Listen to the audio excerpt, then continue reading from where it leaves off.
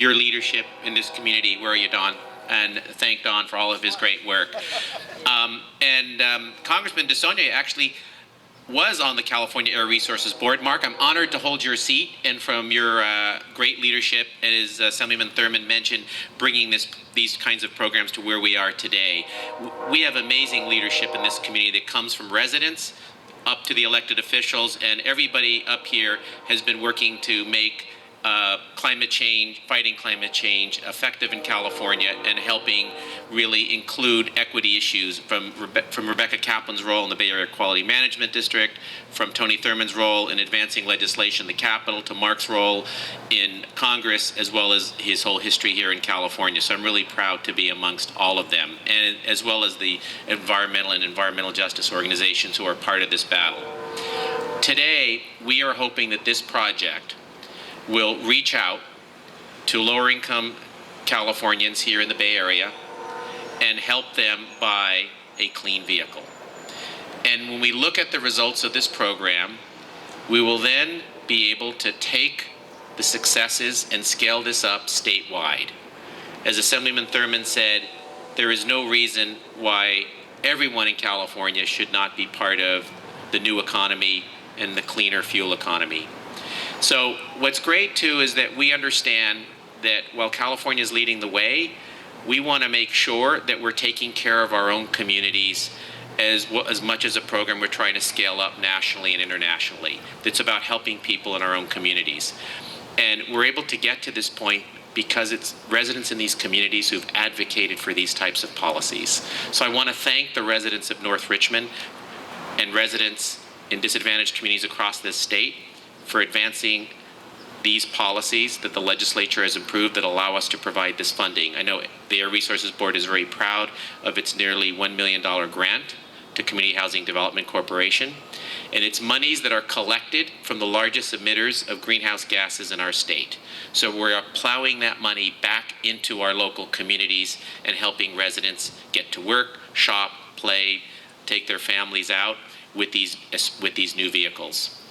So thank you. I want to thank all of you for being part of this effort. I want to thank specifically also the Air Resources Board staff who are here. The Air Resources Board is the premier agency in the world, not just in the United States, for fighting climate change and ensuring that all communities are included as part of this fight and benefit from it. So thanks for being here, and we're looking forward to seeing those who will be purchasing the vehicles out driving this new technology. And I think, as Tony said, this is also part of developing a new industry here in the United States, that we are going to be manufacturing more of these vehicles here, and we're able to do that when we can get more vehicles out the door, with the goal of 1 million electric vehicles on the road in California. So thanks for being here. So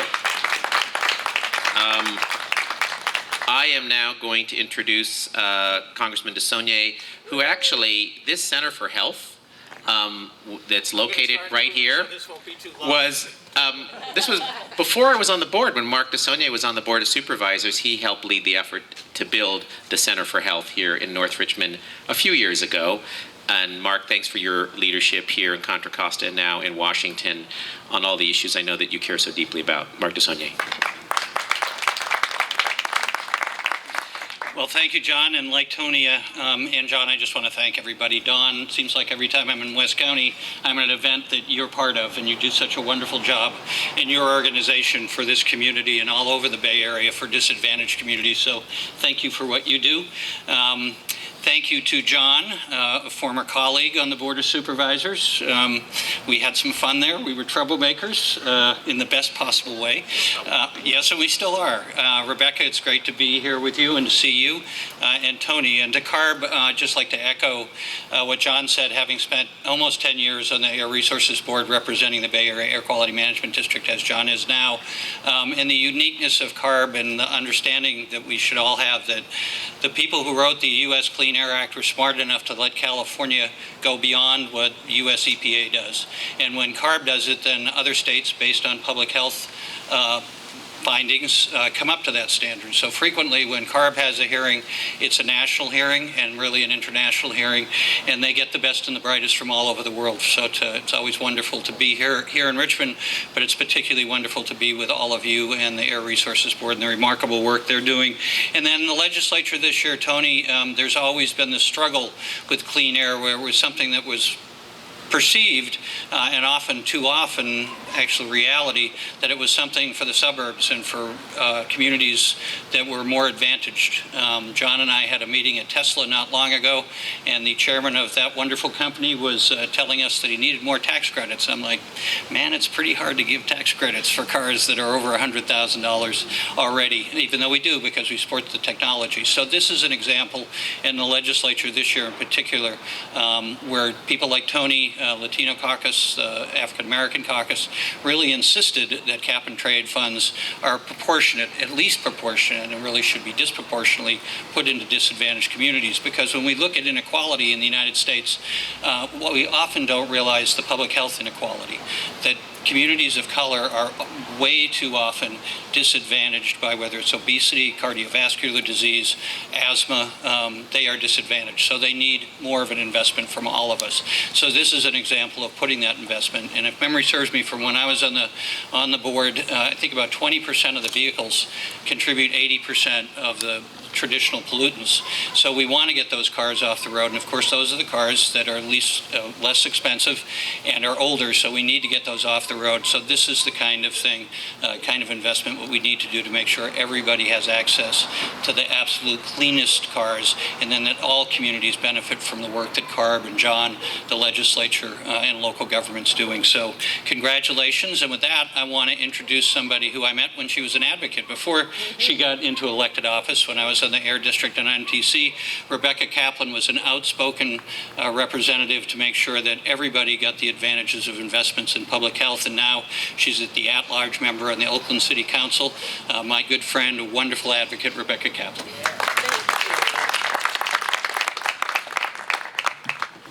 Thank you so much. It is such a pleasure to be here with all of you today. Good afternoon.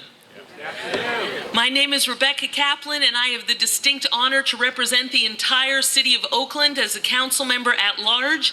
And now, most recently, I have also been appointed to the Bay Area Air Quality Management District Board, where I get to hang out and work to clean the air not only in Oakland, but for the entire Bay region. And I want to appreciate all of you for giving us this reunion today. Because all four of us actually have worked together for over a decade on improving Bay Area transportation. And it's great to be here together on this project, which is uniting our concerns about social justice with our concerns about environmental sustainability.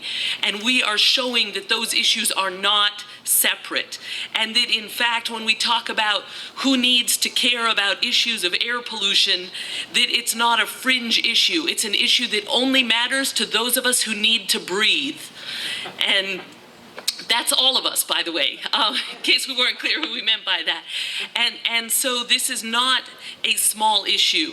And as the representative of the entire city of Oakland, I am deeply aware and troubled by the fact that we have one of the highest asthma rates in the nation in parts of West Oakland because of the air pollution. And that is part of why I fight for projects like this one, as well as some of the other work we're doing to clean up truck pollution around the port and reduce air pollution from other sources. But projects like this one that help bring clean cars into communities that haven't had them are essential, not only for the people who get the cars, but for everybody living around there who then gets to breathe cleaner air. And we need to understand that one of our first duties as public officials is for those who are suffering needlessly. And so certainly children with asthma should be clearly at the forefront of the issues that we work to remedy. And one of the ways we do that is by bringing clean fuel vehicles into communities that have been underserved historically, and make sure that we are reducing the air pollution, that we're reducing the health impacts, that we're building a healthier next generation, and that we're making these technologies more available throughout all of our communities. And so in my role at the Air District Board, I recently got to help out with more electric vehicle charging stations and other programs like expanding Cash for Clunkers that takes polluting cars off the road. But it's not enough to talk about what kind of vehicles we don't want. We have to also promote what it is that we do want. And so by making electric and hybrid and low emission vehicles more widely available, we are helping to spur that change and making sure that all communities get to breathe cleaner air, as they well should get to do. And so at this point, I was supposed to introduce Tom Butt, but I don't think he's joined us. So rather than doing an impersonation of him, I will just say, before I bring back up CHDC Director Don Gilmore, that it is a pleasure to be here with all of you today. I look forward to continuing this work together. These are goals that are achievable. We can clean the air while advancing social justice, and this is one example that that is possible, and I look forward to us doing more projects in that vein. Thank you so very much. Good afternoon.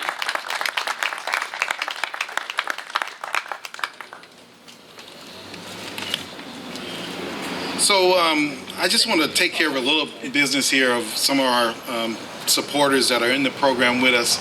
We have two lenders who help our program in the financing. We have Travis Credit Union. Just raise your hand. And Beneficial Bank as well.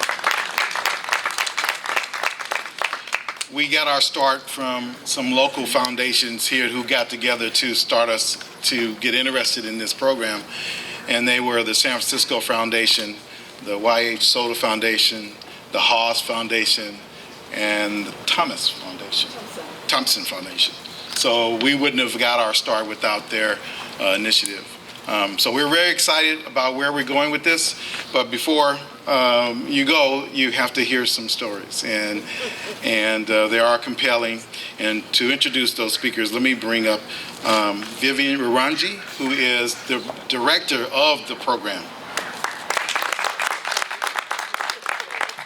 Thank you, Don, and thank you all for being here. This is, as Don said, unprecedented.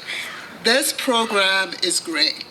There is no way this program will be possible without, of course, ARB. Thank you for the grant. This is fantastic. So with any program, there is a pioneer. And today I would introduce Fran D'Souza, who was the first recipient of a $5,000 grant to purchase that vehicle you see over there. So Fran, can you come up? She's going to tell us her story. I live in Rodeo, and I have to get to Pittsburgh to work, and that is not possible by public transportation. So the fact that I was able to get a reliable car and a safe car to drive at night meant that I had the stability to be able to continue with my work as a teacher and to travel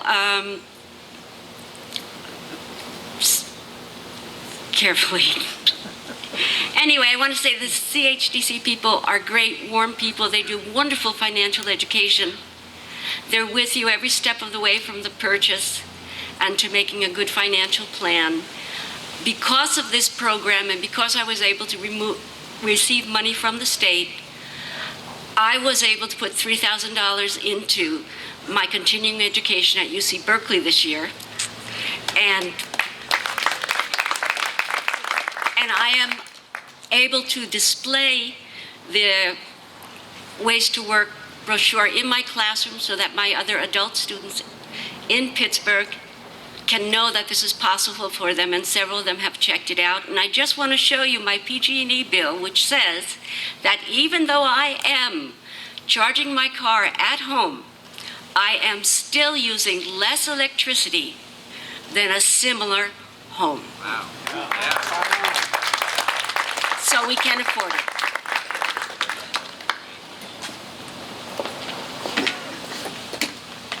Thank you, Fran. And what Fran didn't say was she's a school teacher at Pittsburgh School District, and she was also a student at UC Berkeley Continuing Education. So thank you, Fran, and thanks for being a pioneer to make this program possible. Our next recipient, she's a little shy, but she'll be okay. This is Marie Deer. She works with the City of Oakland Police Department, and she's a meter maid.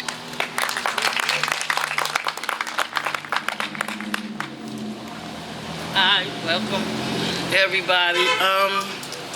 I just want to say I want to thank everybody that's out here that was able to help me purchase a car. I really appreciate it from all of y'all, especially from Travis Credit Union to Ways to Go to Work. I was one of these people that couldn't afford a car at all. I was working from paycheck to paycheck, and when you go to car dealers, your scores have to be a certain amount, and they want $3,000 down, and they want $400 a month, which it wasn't in my budget because I pay full market rent. And so I was putting more money on my Clipper card to go to work, catch bark every day, and still living from paycheck to paycheck. So I ended up getting into this program called Spark Points, which they helped me. I had a little challenges with my credit, and they helped me bring my credit scores up. And then they introduced me to this program, which is Ways to Go to Work.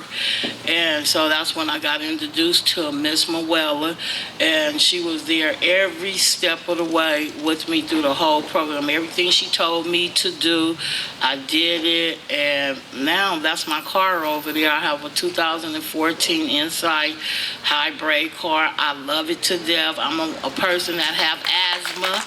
My grandkids have asthma, and it's really, really working. Instead of me leaving at 4:30 in the morning to get work and bus, I cheat a little bit. I leave at 5:45. But I want to really, really thank everybody that's out here and that was part of the team to help me. And it's affordable. It's nothing. I can go and pick up cans to pay my car notes. If I ever have to go on unemployment, it's affordable for me to be able to stay in my budget. So I just really, really, really want to thank everybody from the little person to the big person. Thanks a million for helping me out. God bless all of y'all. Thank you. Thank you. Real compelling stories. Let's see. I want to recognize all CHDC staff. Would you just raise your hand? And board members, please raise your hand.